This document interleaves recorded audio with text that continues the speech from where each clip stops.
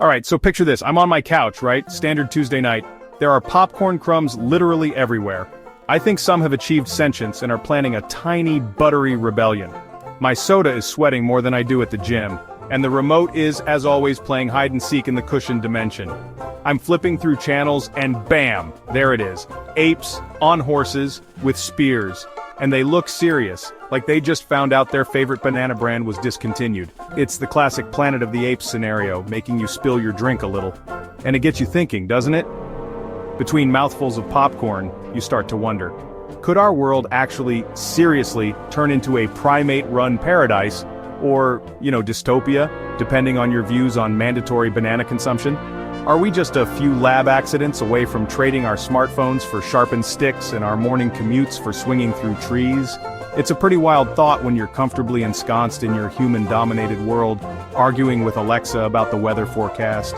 So the big question is, are we humans still the undisputed heavyweight champions of Earth, with our opposable thumbs, our fancy coffee machines, and our incredibly complex internet arguments? Or are we just one bad hair day away from Caesar and his crew showing up, demanding we hand over the keys to the planet and maybe also that half-eaten bag of chips? Let's dive in, shall we? This is going to be fun.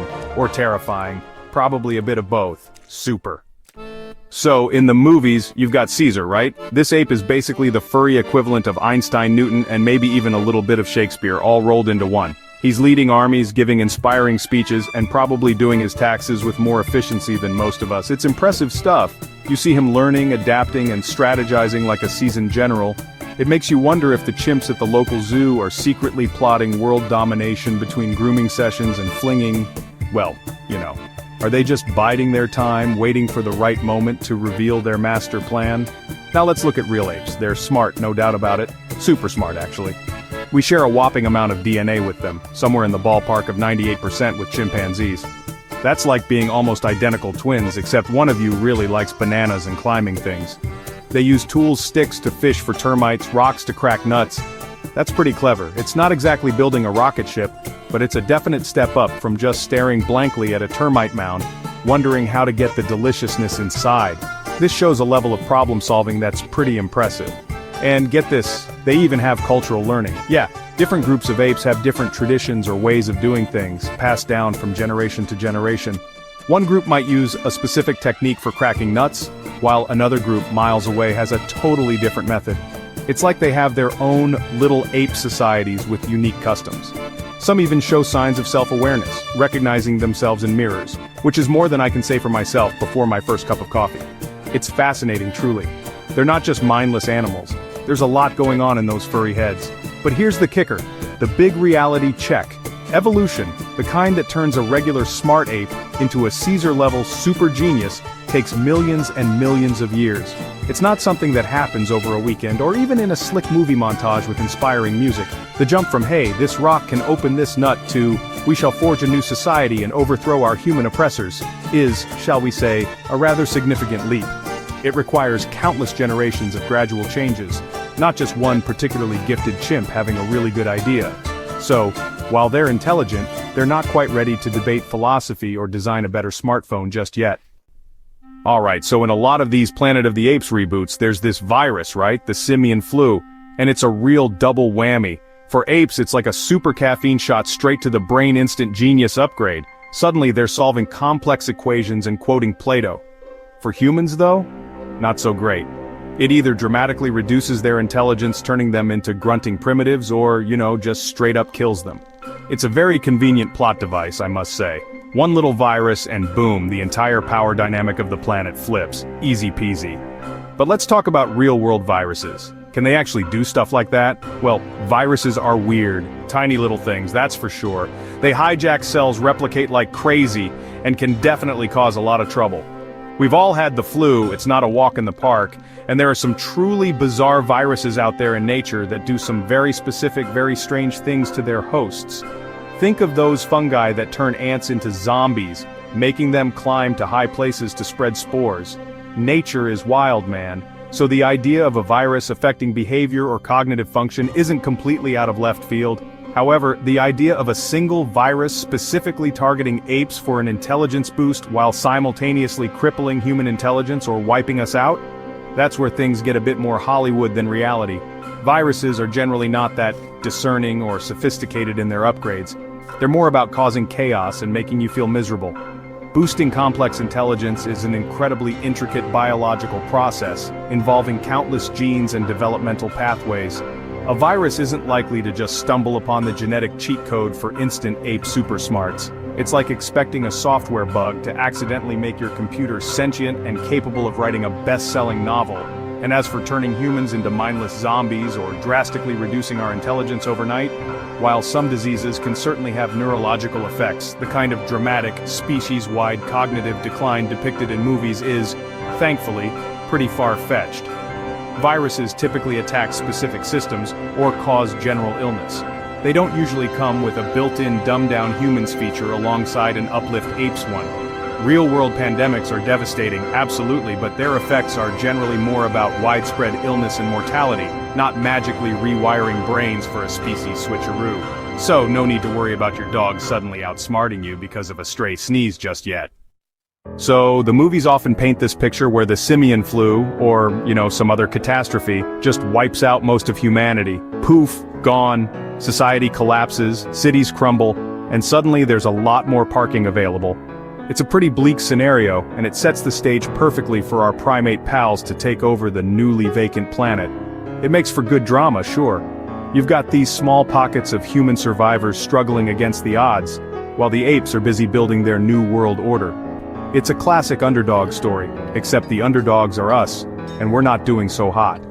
Now let's be real, diseases have absolutely wrecked human populations throughout history. The Black Death, the Spanish flu, these were devastating events that changed the course of civilizations. Millions died, societies were thrown into turmoil, and it took generations to recover. So, the idea of a pandemic causing massive loss of life isn't science fiction, it's historical fact. We are vulnerable to new pathogens, and a particularly nasty one could indeed cause a global crisis. It's a sobering thought, and it's why public health and medical research are so incredibly important. We're not invincible. But here's the thing about humans. We're surprisingly resilient. We're like those inflatable punching bags that just keep bouncing back, maybe a little deflated but still standing. We faced plagues, famines, wars, and all sorts of natural disasters, and while these events are horrific and cause immense suffering, humanity as a species has a pretty strong track record of, well, not going extinct. We adapt, we learn, we rebuild. Even after the most catastrophic events, societies eventually recover, innovate, and carry on. It's kind of our thing. So even if a super disease did manage to significantly reduce human numbers, the idea of it completely wiping us out to the point where apes could just waltz in and take over is a bit of a stretch. The remaining humans, however few, would still possess generations of accumulated knowledge, the ability to use and create complex technology, and a very strong incentive to not get eaten by bears or, in this hypothetical scenario, outmaneuvered by highly intelligent apes. We'd likely consolidate, regroup, and figure out a way to survive. We're stubborn like that. The lights wouldn't just go out completely. Okay, so let's imagine for a second that apes did get super smart and humans were significantly weakened. The movies then show us these epic battles, apes on horseback, wielding spears and makeshift weapons charging against human defenses. It's all very dramatic, very Braveheart, but with more fur. Caesar is there, looking noble and leading his ape army with tactical genius. They're organized, they're disciplined, and they're fighting for their freedom. It's a compelling image. The oppressed rising up against their former masters. But let's pump the brakes and look at a real-world ape army. First off, horses. In the movies, apes are riding them like seasoned cavalry. In reality, most apes, especially those not specifically habituated from a very young age, would likely be pretty terrified of horses, or at least very wary. Horses are big, powerful animals. Getting an entire army of apes to not only overcome that fear but also learn to ride effectively into battle. That's a tall order. It's not impossible, but it's a significant logistical and training hurdle that movies tend to gloss over. It's more likely they just try to steal the horse's apples. Then there's military strategy, leading a coordinated attack, understanding supply lines, battlefield tactics, siege warfare. This is complex stuff that human societies have developed over thousands of years of, well, fighting each other. While super-intelligent apes might grasp some concepts, developing and implementing sophisticated military doctrine on a large scale is a whole other ballgame. Real ape social structures are based on dominance hierarchies and small group dynamics, not complex military chains of command. An ape general trying to explain flanking maneuvers to a troop more interested in foraging for grubs might face some challenges. And finally, the elephant in the room, or rather the tank in the room, human technology. Even a weakened human civilization would still possess a massive technological advantage. We're talking guns, explosives, armored vehicles, aircraft. An ape charged with spears, however brave, isn't going to fare well against a machine gun emplacement, or a drone, or even just a well-organized militia with basic firearms. The movies often conveniently neutralize this advantage, perhaps with an EMP that only affects human tech, or by having humans run out of bullets super fast. But in a real scenario, the technological gap would be, to put it mildly, a bit of a deal-breaker for Team Ape. So after all that, are we destined to be ruled by a council of wise orangutans and philosophical gorillas? Probably not.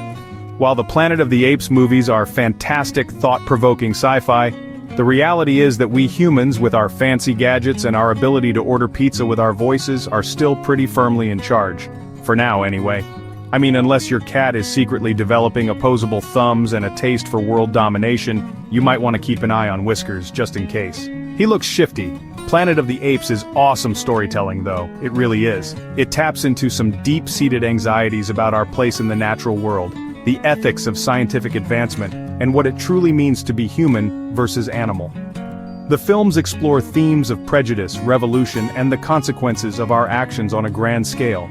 They make us question our own hubris and our responsibilities towards other species and the planet itself, and they do it with talking apes on horses, which is objectively cool. Ultimately, these stories serve as a fascinating, if fictional, mirror. They reflect our fears, our hopes, and our capacity for both great cruelty and great compassion. It's a reminder that intelligence and power come with responsibility. And sometimes, when you look at the world, you can't help but feel that the ones who seem to be behind bars are actually us, trapped by our own complexities, while the ones looking in, perhaps with a more straightforward wisdom, are the apes. Or maybe they just want a banana. Food for thought.